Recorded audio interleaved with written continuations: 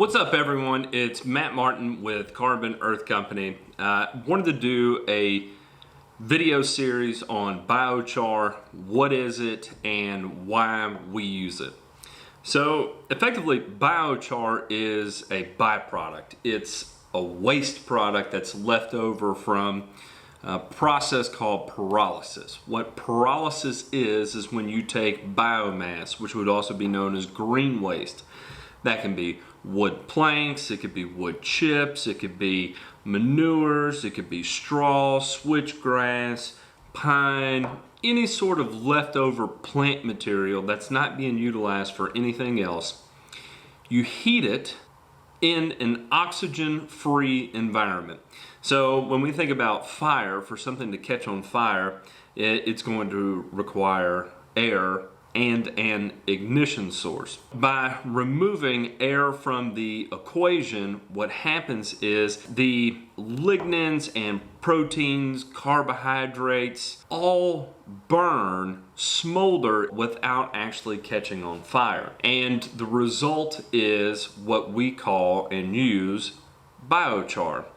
Effectively, what biochar is going to range from anywhere between 60 to 80% carbon.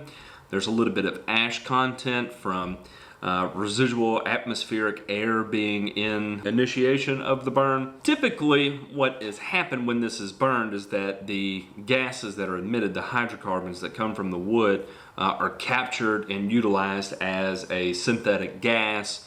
And some companies are even experimenting turning it into a liquid fuel. When you're grading your biochar, what you're looking for is the percentage of carbon, the lack of a percentage of ash, and the overall porosity of the remaining char. The higher the porosity, the higher the quality carbon content, and the higher the quality char, usually the better the pyrolysis process was executed. We use a very specific biochar that we sourced from a very specific manufacturer.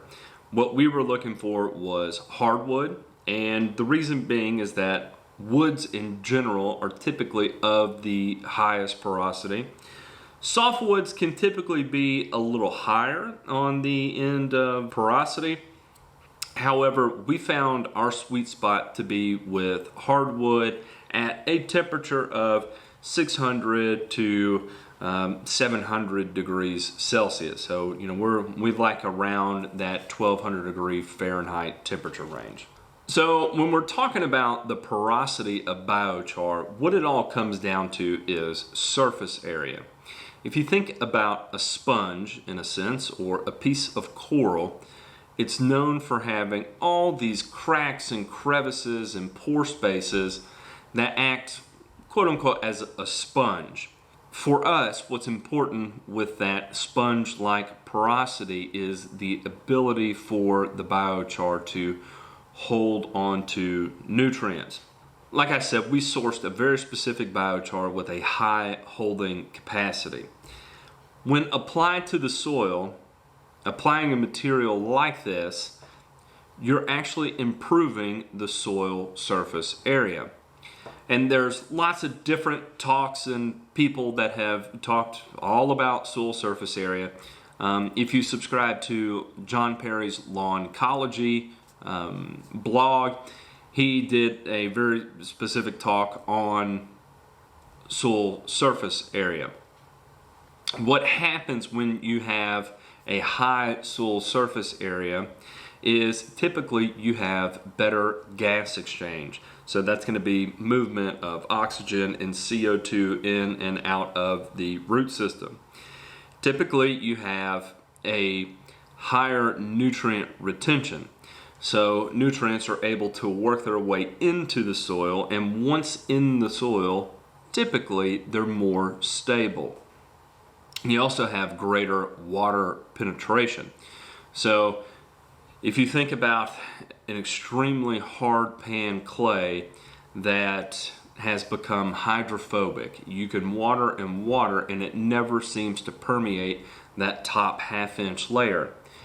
By improving your soil surface area, you're actually allowing that water to soak in through that hydrophobic layer And ultimately what will happen is that you'll see a greater storage capacity of the water that is applied to the soil. With this gas exchange that I talked about is you see a sharp increase of microbiology. So again, this all plays into soil surface area. Greater soil surface area, better gas exchanges, and increase in microbiology.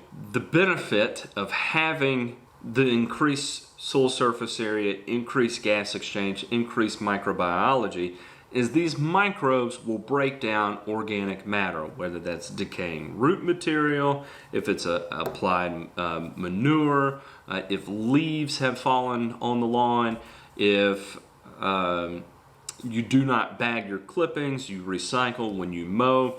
All of this material gets digested much faster because of the increased microbiology.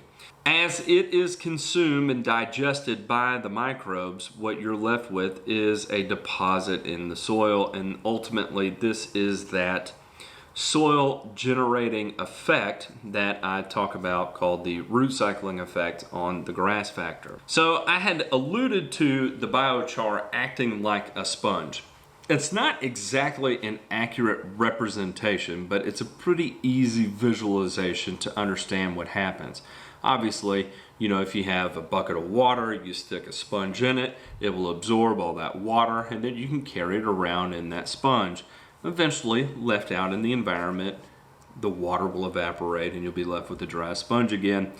And that's similar but not exactly what happens with the biochar. So when we're talking about the surface area of biochar, we're not talking necessarily about the absorptive powers of biochar, and that's its ability to suck up and move something. However, we're talking about the adsorption.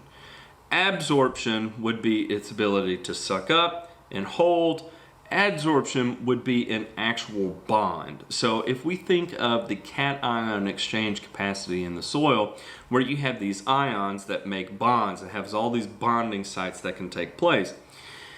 It would be the same thing with biochar. Biochar is very reactive, but it's very stable, and it acts as a great conductor. So anything that has a charge will do a very good job of binding to biochar.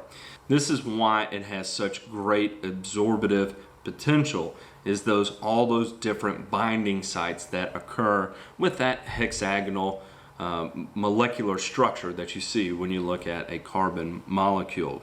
Through the application of biochar, what you usually see is a greater increase in your soil CEC. This would be binding sites for nutrient retention. For anybody that's ever handled biochar, biochar does not have very much density. And what I mean by that is that given the volume that it takes up, there's very little weight. So being such a light but large material, and again, this is due to the porosity, there's so much airspace in the biochar itself, that lack of density, when it's applied to the soil, ultimately will cause a decrease in soil bulk density. So bulk density would talk about the density of your actual soil volume.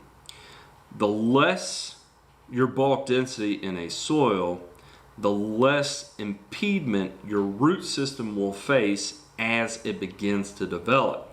So if we think about a plant root trying to develop in something like concrete, it's not going to be able to develop in concrete because it's not going to be able to push that root through the concrete to reach water, and ultimately it will fail. So if we think of the soil the same way, you think about an ultra highly compacted soil, as roots try to push through it, there's so much resistance against that root because it cannot move easily through the soil surface that sometimes it can lead towards unneeded stress on the plant or plant failure. And also, as we talked about before, it all comes down to soil surface area. A decrease in bulk density means an increase. They're directly proportional. A decrease in soil bulk density means an increase in soil surface area. And as we know, soil surface areas are going to result in soils with higher cation exchange capacities, which are going to be able to hold on and deliver nutrients more efficiently. So, kind of a hot topic right now is sand, using sand to top dress or level a lawn. Sand itself does work as a top dressing. Sand and clay, sand applied as a top dressing over top of clay is not going to create a concrete. That's a misconception. Typically when sand is used as a leveling agent, it's used as a cap on top of clay, or you will see it actually worked into aeration holes. Where sand and clay become an issue would be if you're renovating your lawn and you're tilling it 10 different directions and turning your clay into an ultra fine powder, and then you begin to incorporate sand into it.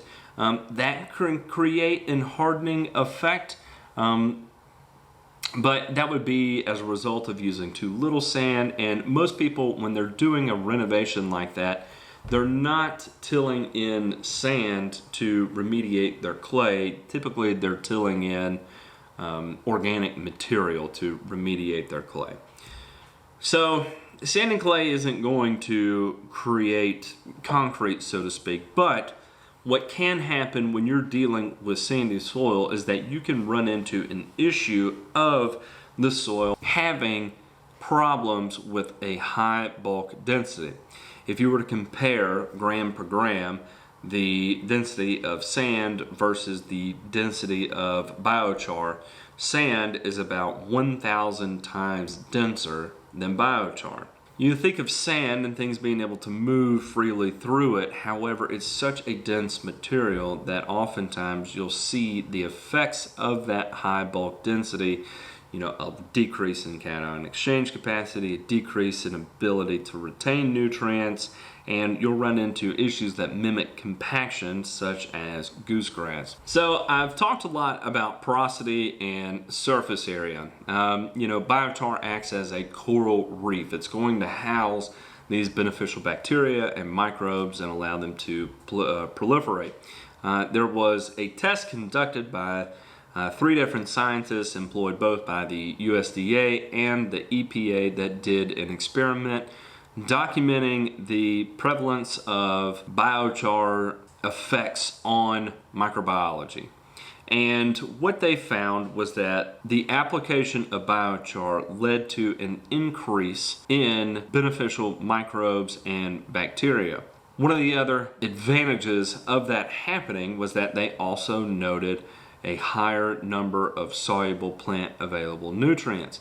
And this again was because of the increase in microbiology consuming organic matter and turning it into usable forms of plant food. Interestingly though, the effects that biochar had on the microbiology were relatively short-lived. After 1 year after application, the levels began to reduce back to the levels that existed before the application of biochar, which was also in line with the control. While biochar has its advantages, and it does last a really long time in the soil, carbon is very stable. It's going to last for thousands of years. However, the effects of application are not forever. So that's why typically we would recommend dosing your biochar multiple times throughout the season to keep those improvements at peak performance year-round versus for 1 year and then done. As we're talking about microbiology, I think it's also important to note that we do not use living bacteria such as bacillus strains or trichoderma in our material, and the reason being is that biochar in and of itself leads to a natural increase in a balance of microbiology. By applying something like a bacillus strain, we are applying an unknown number or a very high number of a very specific strain. What happens is that the predators of that particular strain may not be able to keep it in check. And the food source of that particular bacillus strain may become depleted very quickly. By throwing off the natural biology that exists in the soil, you can run into a position of ultimately causing plant harm. Maybe not kill the plant, that's not always the case, but when I say plant harm, you may notice phytotoxic effects just due to deficiencies that occur because of the application of the microbiology. Carbon X uses biochar. We use biochar to extend the release of the other nutrients contained in the fertilizer. Let me give you an example when I say that we use it as a release agent. When we think about a polymer-coated fertilizer, so this would be a PCU, an XCU. I think XCU may be PCSU, but a polymer coating, polyon. It is a plastic shell that is sprayed to the outside of the prill. It impedes the flow of water into the prill and also impedes the flow of water back out of the prill. So as water makes its way in, slowly makes its way in, penetrates the polymer coating, is able to dissolve the urea. It can't quite make it out very quickly either, so it slowly leaches back out of the polymer coating, then into the soil, and that's where the urea can react with urease and turn into a usable form of nitrogen. So that polymer coating, or even a polymer sulfur coating, work by impeding the flow of water into and out of the prill. The problem with this is that once the release is finalized, so we'll say after 4 weeks, 8 weeks, 12 weeks, whatever, all the urea contained in that prill is utilized, what you're left with is a plastic shell deposited into the soil. If you've ever made an application of a PCU, gone back and checked afterwards, pulled apart the grass, you look in there and you see plastic shells everywhere. That is the byproduct of the application of a polymer-coated fertilizer.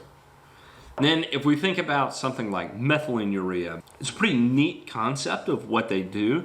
They will liquefy the urea and then react it with formaldehyde. Once reacted with formaldehyde, the formaldehyde puts these long chains on that urea or ammonium sulfate particle. When applied to the soil, the microbes will begin to consume and digest that formaldehyde, and as it does that, it's formed this new compound, right? So it's formed urea form. When the urea reacts to formaldehyde, it becomes a brand new compound with these long chains on it. It breaks down these long chains. As these long chains are digested, you're slowly releasing these bits and bits of urea or ammonium sulfate. It does a very good job of slowly feeding. However, it's very unpredictable because this is a water-insoluble nitrogen, right? So on the label you see it listed as water-insoluble nitrogen. You can drop it in water and it's not going to dissolve.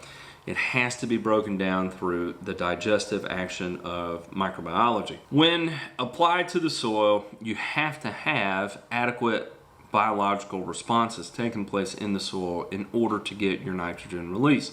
So it's a little bit cool outside or you're in a cooling trend, you're going to have a decrease in microbiology. Ultimately, you'll have a decrease in fertilizer release. If we are going through a period of extended dry weather where it hasn't rained in 3 weeks and you're applying this as recovery until your moisture levels in your soil, not just watered in, because once it's watered in, that does not mean it's active. Once soil moisture levels reach an optimal level for microbiology performance to resume as normal, then your fertilizer will begin to release. Also, soil pH can have an effect. It's going to release much faster in a low pH soil versus a high pH soil. So there's a certain level of unpredictability and also optimal growing conditions that have to be present in order for methylene urea or triazone urea to work in a more predictable fashion. There is no byproduct of this where a polymer-coated fertilizer will deposit a shell into the soil, a methylene or triazone urea. After the application, there's nothing left in the soil. If we look at an organic fertilizer source, we'll look at Hollytone, which is a all it is chicken litter.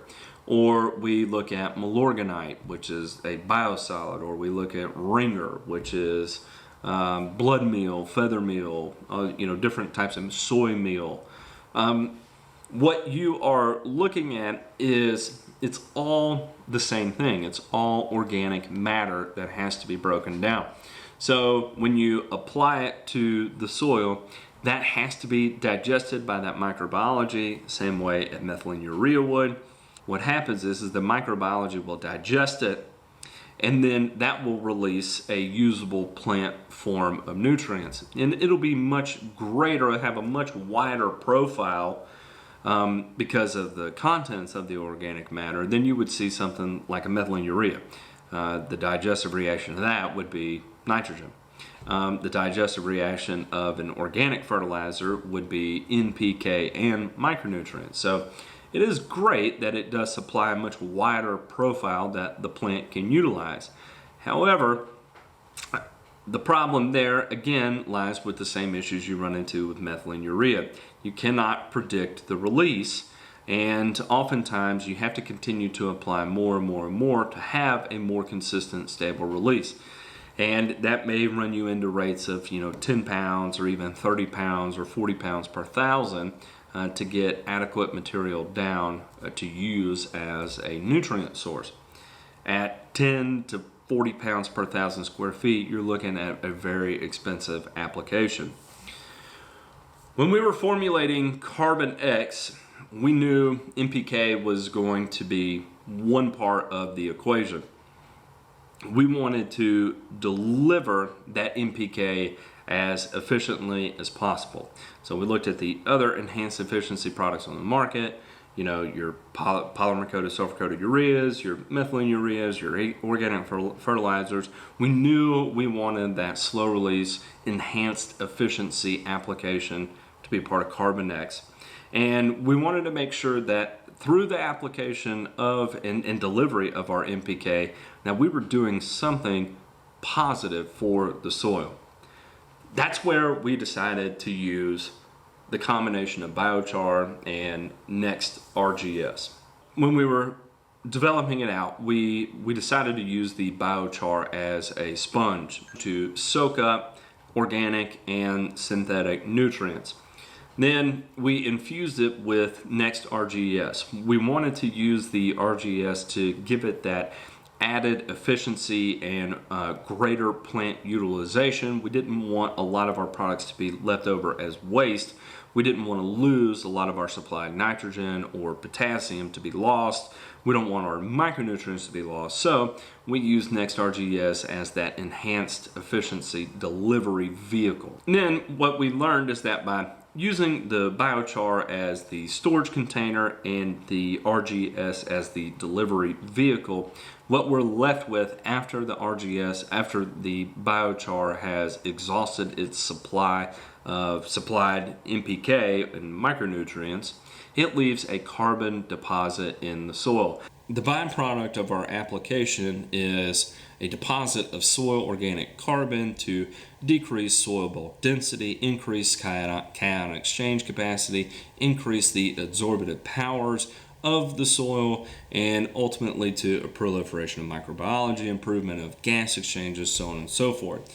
So that was our 1-2 approach and the primary reason for why we use biochar.